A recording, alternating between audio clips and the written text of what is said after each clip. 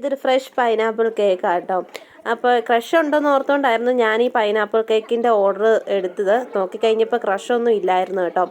അപ്പം ഞാനിത് ക്രഷും ഇല്ലായിരുന്നു, ചേട്ടനും വീട്ടിലില്ല, എന്ത് ചെയ്യേണ്ട അവസ്ഥയായിരുന്നു. അവസാനം ഞാൻ ചേട്ടനോ നീ എന്താ ചെയ്യേണ്ടതെന്ന് വെച്ചപ്പോൾ എന്നെക്കുറിച്ച് വഴക്ക് പറഞ്ഞു.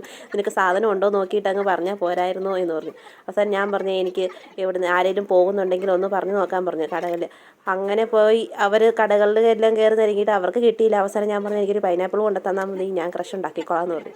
അങ്ങനെ ഞാൻ ഫ്രഷ് പൈനാപ്പിൾ കൊണ്ടാണ് പൈനാപ്പിൾ കേക്കാട്ടോ ഞാനിത് ഉണ്ടാക്കിയേക്കുന്നത്.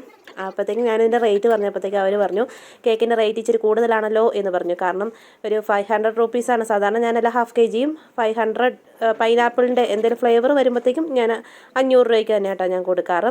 അപ്പോൾ അവർ പറഞ്ഞു നമുക്ക് കേക്കിൻ്റെ റേറ്റ് കൂടുതലാണല്ലോ എന്ന് പറഞ്ഞു.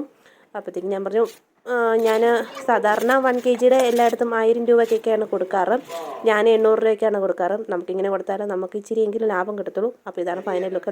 ലൈക്ക്